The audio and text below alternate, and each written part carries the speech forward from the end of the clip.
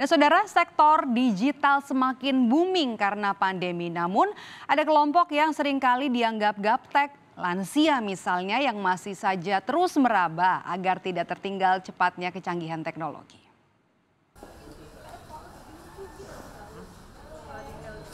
Di usia yang tak muda lagi, Rita Budi harus belajar hal baru agar bisnis kuliner ayamnya tetap maju. Demi bertahan di tengah hantaman pandemi, Rita mulai masuk ke ranah digital. Penjualan bisnis kuliner yang sudah jadi ladang rezekinya sejak lama turun drastis selama pandemi. Selama ini Rita hanya menggantungkan penjualannya pada pembeli yang berbelanja ke pasar. Tak pernah terfikir harus berjualan lewat digital. Bukan hal mudah, terlebih digital biasanya jadi musuh orang tua yang dianggap gagap teknologi alias gaptek. Saya tuh dulu mau apa-apanya manual ya, dari nyatet untuk belanjaan, dari belanja juga ke pasar gitu kan. Nah udah gitu terus masih pesimis juga, soalnya apa gimana juga yang namanya saya tuh ini ntar salah ngetik, ntar salah mecet ya, maksudnya salah tekan gitu kan. Terus kayak gitu, terus habis itu masih nunggu lama juga kan. Kadang itu muter itu yang namanya HP gitu ya.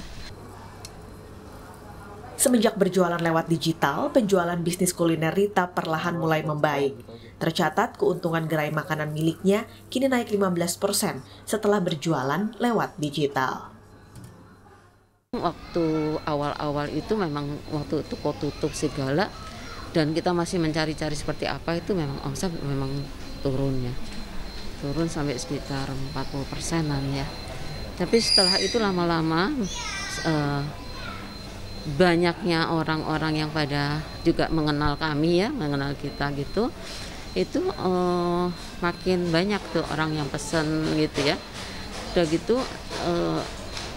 mulailah naik omset itu, dari yang itu mulai sekarang tuh sampai 15% gitu ya. Salah satu penyedia aplikasi pesan makan digital Grab Indonesia mengatakan dari 500.000 tenan yang bergabung di tahun 2020, sebagian besar adalah pengguna pertama bidang digital. Upaya pelatihan digital dilakukan agar kelompok gagap teknologi bisa lebih mudah menjalankan usahanya.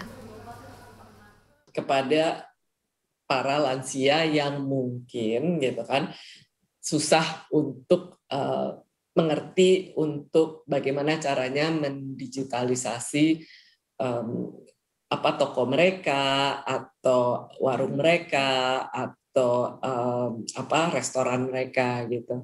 Jadi kami bekerja sama banyak pihak karena itu penting banget buat kami, karena kalau kami sendiri juga kami kan nggak tahu ya Mbak Disti. Jadi kami bekerja sama dengan berbagai pihak. Salah satunya adalah Sahabat UMKM. Itu adalah bagian dari strategi kami untuk menjangkau dan menjemput bola. Di Indonesia saat ini 73,7% dari total penduduk Indonesia menggunakan internet. Berarti ada 196,71 juta penduduk.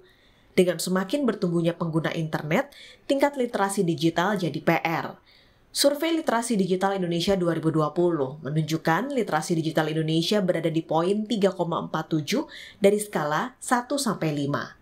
Dari survei yang sama, literasi digital generasi X dan baby boomers menunjukkan 9% indeks literasi digitalnya rendah, sementara indeks literasi digital tinggi hanya 10% dari responden yang disurvei. Padahal dari data sensus penduduk BPS di 2020, generasi X dan baby boomers, yaitu mereka yang berusia di atas 39 tahun, masih mencapai 22,44% dari jumlah penduduk Indonesia.